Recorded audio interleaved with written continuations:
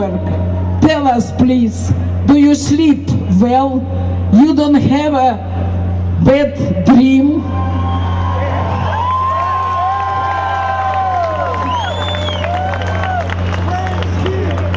Nobody talking what we against to build mosque. No. Everybody can build anything what they want. You want to pray, God bless you. You want a mosque, God bless you.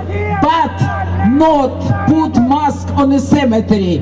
I'm a 9/11 paramedic. I lost two of my partners that day. And it really saddens me that we even have to be here today.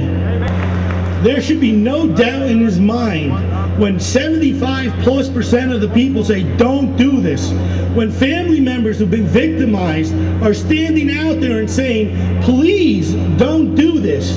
So the answer to anyone's question, if this guy's doing this to be provocative or if he's doing it to build bridges, well, we're going to find out tomorrow if he continues with this monstrosity or if he stops this disaster now. So all I'm asking from you is we got to keep up the fight. God bless you. Let's honor the fallen. Thank you. Tolerance. We've shown tolerance for a mayor that now puts his own business interest in the Middle East ahead of the long suffering of family members, many of whom voted for him 3 times. Ladies and gentlemen, is not reserved and is not inclusive to just one religion or one ideology. If you are the leader of this nation and the free world, then you can't be inconsistent in tolerating the building of a mosque under the guise of freedom of religion and then admonish a rogue pastor whom most Americans disagree with for exercising his freedom of speech.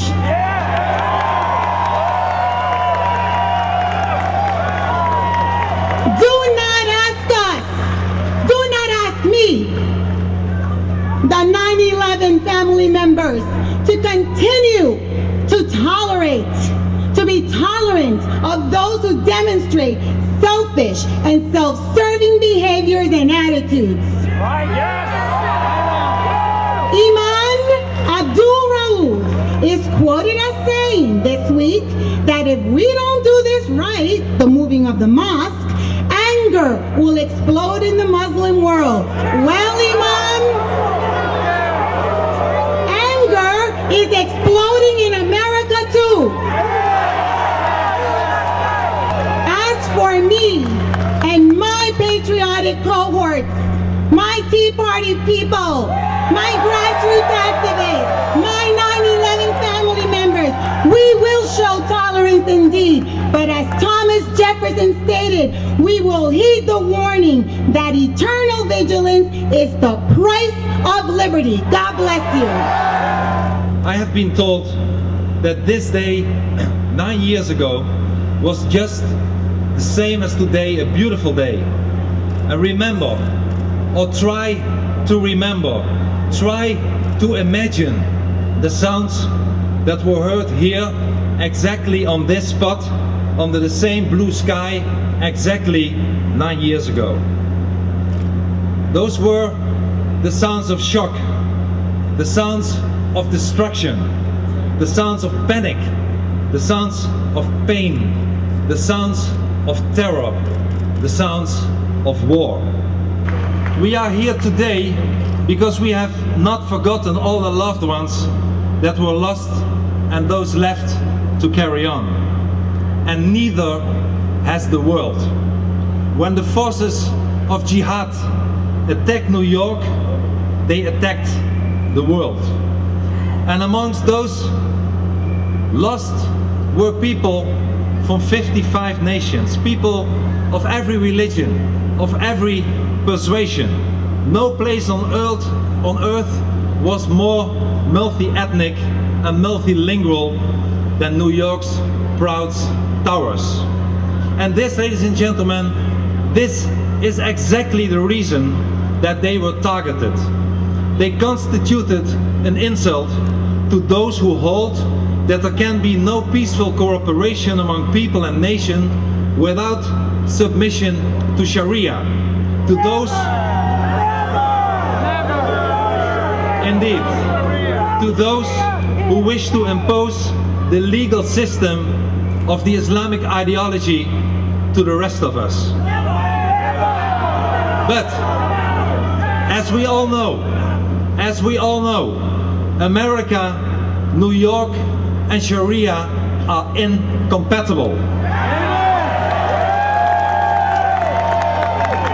We are here today in the spirit of America's founding fathers. We are here today in the spirit of freedom. We are here today in the spirit of President Abraham Lincoln, who freed the slaves. And President Lincoln, he said, and let me quote, "Those who deny freedom to others deserve it not for themselves."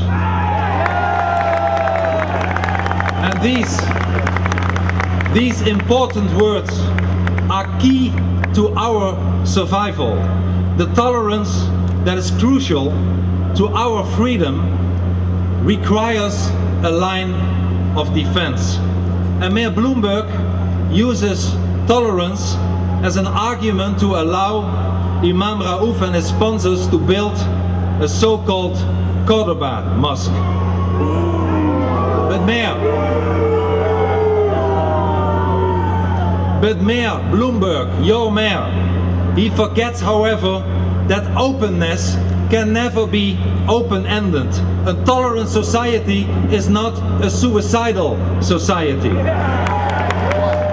Many of the families, as you've heard today, whose loved ones lost their lives at the hands of Muslim extremists are positively anguished over the idea of a mosque being built so close to the spot where their precious family member took their last breath. Today, as we memorialize those who died and remember the family, friends, and countrymen left behind, we stand in solidarity with those who believe that an Islamic cultural center and mosque in the shadows of where the Twin Towers once proudly stood is an appalling lack of sensitivity and respect. In fact, it is the height of disrespect and a blatant and offensive assault on the legacy of those who were slaughtered by extremists who did what they did in the name of Allah. May we one day have an American president who has the courage and wisdom to suggest that perhaps the anniversary date of 9/11 could be used as a day for the Muslim world to try and understand the non-Muslim world. But this is an aerial photo of Ground Zero, and some of the men in my unit made this for me.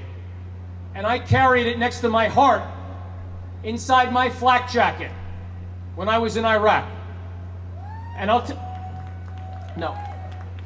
Ladies and gentlemen, the message here, what's important here, is the words on the top. Say, never forget. Never forget. I had a news reporter ask me, why do you care about a mosque in Ground Zero? You're down in North Carolina. I said, brother, on September 11th, it wasn't New York City that was attacked. It was America that was attacked. It was freedom that was attacked. So now we get to the next part. So what's my opinion about a mosque at Ground Zero? No mosque here. No mosque here. No mosque here.